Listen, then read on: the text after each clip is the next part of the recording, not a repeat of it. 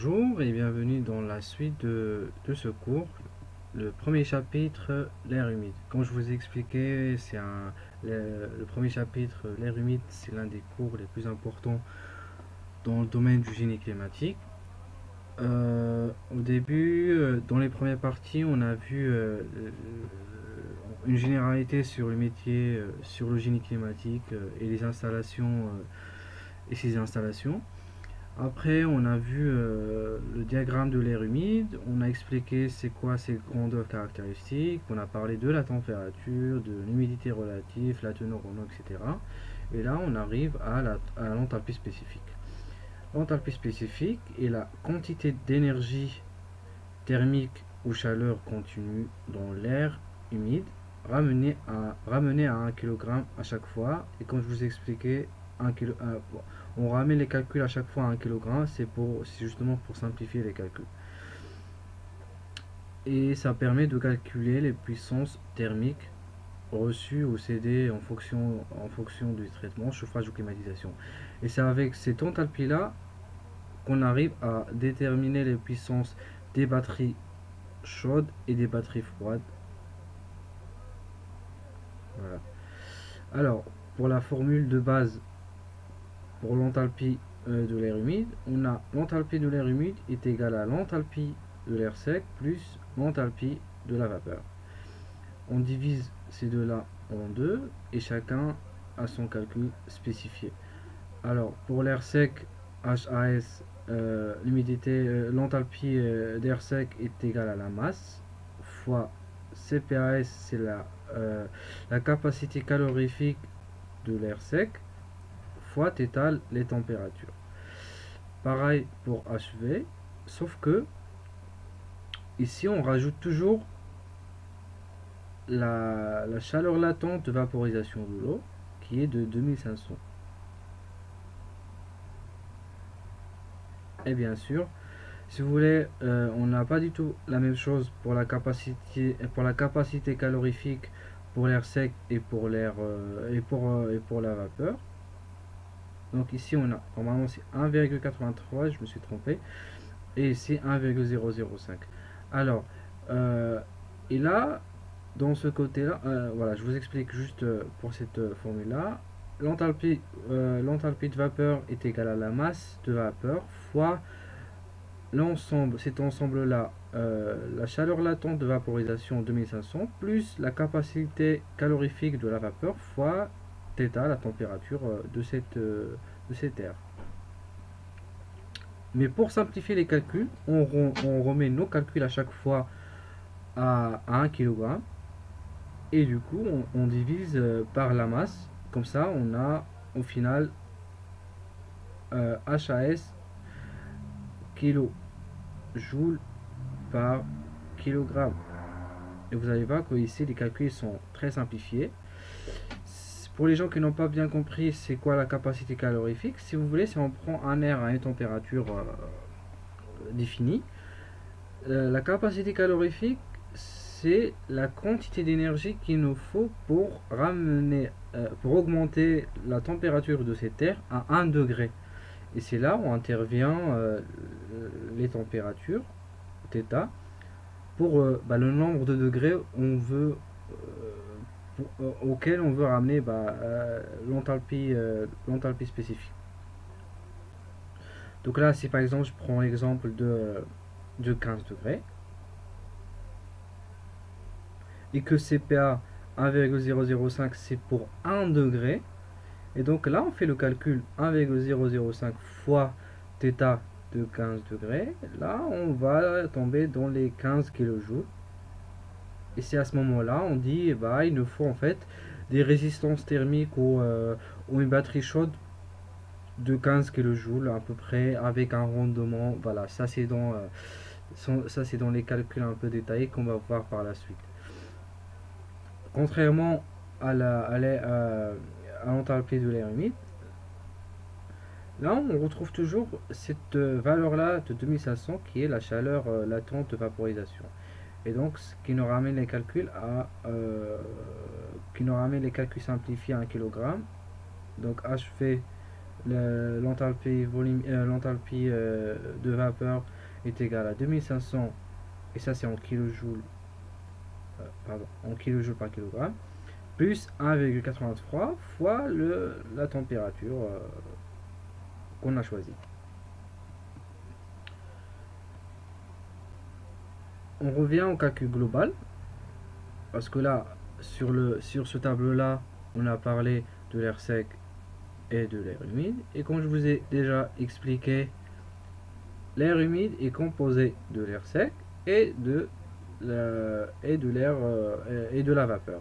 Donc là, on prend la formule de l'air sec et la formule de l'air humide et la formule de vapeur. Comme ça, on a la formule globale pour calculer l'enthalpie massique de l'air humide, qui est égale à Cp, la capacité calorifique de l'air sec, fois θ, la température, plus R fois cet ensemble-là, LV, la chaleur latente, plus Cp, V, la capacité calorifique de la vapeur, fois θ. Et normalement, si vous voulez faire la démonstration, on sait très bien que R est égal à la masse volumique est égal à la masse de vapeur divisée par la masse de l'air sec. Et si on revient ici, et ici, pardon, ici, on va tomber dans une simplification. Et c'est pour ça, ici, on a la teneur au mot. Avec l'enthalpie de l'air sec, c'est l'enthalpie de l'air sec. HAS, c'est l'enthalpie de l'air sec. HAH, l'enthalpie de l'air humide. HV, l'enthalpie de la vapeur. LV, la chaleur latente de vaporisation, qui est de 2500 kJ par kg. La masse de l'air sec. MV, la masse de la vapeur. CP, AS, CPV, c'est la capacité calorifique. Et R, la teneur en eau. Là, on va parler d'un autre paramètre, c'est le volume spécifique, qu'on retrouve aussi, c'est l'un des paramètres du diagramme de l'air humide. Petit v est égal à la masse, au volume, qu'on divise par la masse de l'air sec. En fait, si vous voulez, c'est l'inverse de la masse volumique. C'est pour ça qu'on parle de volume spécifique. C'est l'inverse de ρ, qui est V, qui est M, excusez-moi, je me suis trompé encore, M sur V, en kilogrammes bien sûr, par mètre cube. On sait très bien que ρ, la masse volumique, c'est la masse que peut prendre un volume bien précis. Et pour l'inverse, c'est le volume que peut prendre une masse précise qu'on ramène à chaque fois à 1 kg.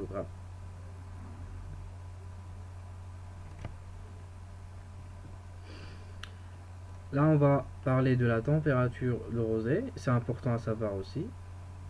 Et c'est à cette température-là qu'on a les risques liés à la condensation. Alors, la température de rosée, c'est la température minimale pour que la vapeur d'eau contenue dans l'air sec reste sous forme de vapeur. J'ai pris cet exemple-là de 20 degrés et de 50% d'humidité relative. Et la température de rosée, c'est tout ça jusqu'à à peu près 10 degrés. C'est la température de rosée. C'est la température de rosée. Et alors, dans le cas où, par exemple, on a une paroi froide à une température inférieure à celle de l'air, si par exemple on a une vitre ou par exemple à l'extérieur on a 5 degrés, là on a 5 degrés ou voilà, c'est 5 degrés ou 6 degrés, voilà. Normalement, on devrait être là si on prend 5 degrés. Mais non, parce que le diagramme de l'air humide, et on sait très bien que pour cette température-là, on ne peut pas avoir... et on sait très bien que par exemple là, il y aura un contact de cette paroi froide avec l'air à cette température-là, et on aura une condensation dans toute cette partie-là. Et c'est là où on parle par exemple qu'on a une fenêtre froide ou en hiver, quand par exemple vous êtes dans votre salle de bain, vous êtes en train de prendre votre douche et vous faites, vous regardez sur la vitre, vous avez des gouttes, des gouttes sur la vitre. Et là j'ai pris l'exemple de 20 degrés et 50% d'humidité relative. Et là on tombe sur à peu près 9,3, c'est la température de rosée. Là on va voir une généralité sur le diagramme de l'air humide. Alors on trouve l'humidité relative représentée par ces courbes là. Là on a de 10% jusqu'à 100%, et bien sûr là c'est 0%, etc. jusqu'à 100%. Pour l'enthalpie massique, c'est ces droites là, 0, 10, 20, etc. Hop. Bien sûr en kilojoules par kilogramme. Les températures c'est simple, c'est température là, 10, 15.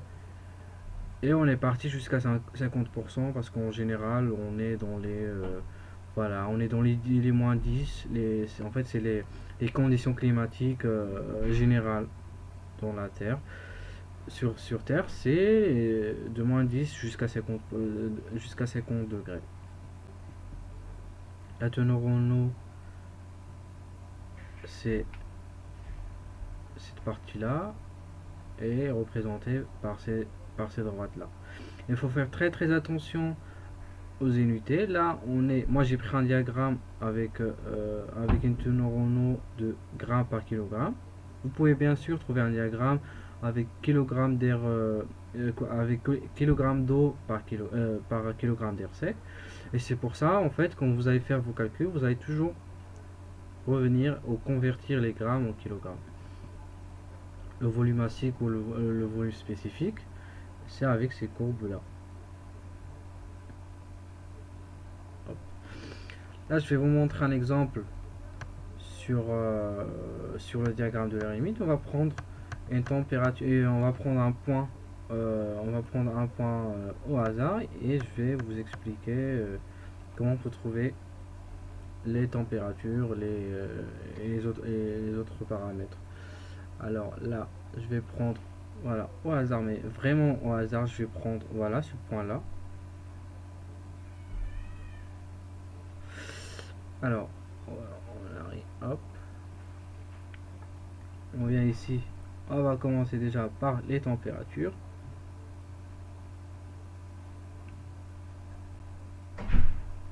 Là, on va voir que pour ce point là, on a combien?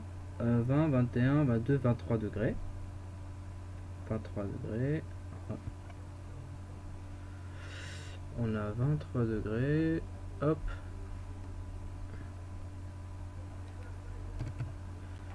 Voilà. On a une teneur en eau de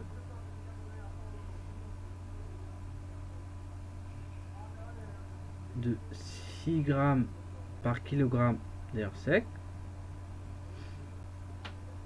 On a un pourcentage d'humidité relative de à peu près 35, parce que si vous voulez, c'est à peu près la moitié c'est à peu près le centre entre 30% et 40%, donc on va dire que c'est 35% d'humidité relative.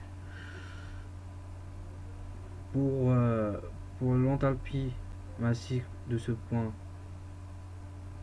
c'est là, hop. Et là on est dans les à peu près, et là quand je vous ai expliqué l'important de faire attention à chaque fois aux unités, là on est en kilogrammes, en kilocalories par kilogramme, et là on est en kilojoules par kilogramme. Et nous on prend à chaque fois le kilojoule par kilogramme. Donc là en kilojoules par kilogramme, on est dans les 30, 35, 36, 37, 38,5 on va dire.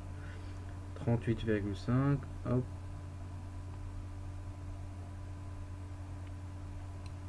38,5. Quoi d'autre? Et il reste le volume spécifique. Et c'est à peu près ça. En fait, il faut que ça soit perpendiculaire à l'autre droite, c'est celle-là, de 1,2. Alors là, on est dans les, on va dire 1,15, 1,20. Là, on va dire dans les 1, on va dire dans les 1,19. Voilà, à peu près. Hop.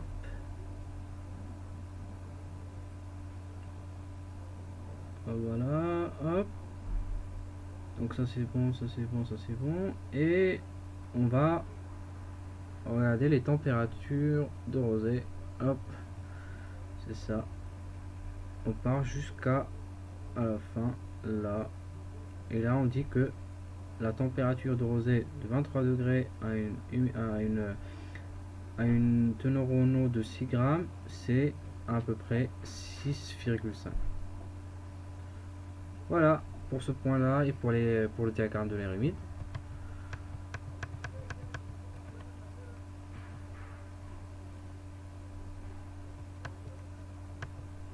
Hop, hop, hop, hop, hop. Et comme ça on arrive à la fin de ce cours là. J'espère que ce cours vous a bien été utile. Vous avez un peu regardé en général le génie climatique, vous avez bien compris le diagramme de l'air humide, ses caractéristiques et ses options. Et j'espère que ce cours vous a bien plu. N'hésitez pas à nous encourager pour vous donner, vous savez très bien que ça demande énormément de temps de faire les cours, les vidéos, etc. Ça demande énormément de temps. Un petit encouragement de votre part, ça serait vraiment génial. Abonnez-vous à ma page EcoActeur, à ma chaîne YouTube EcoActeur, et je vous tiens au courant par la suite. Merci beaucoup et bonne fin de journée. Au revoir.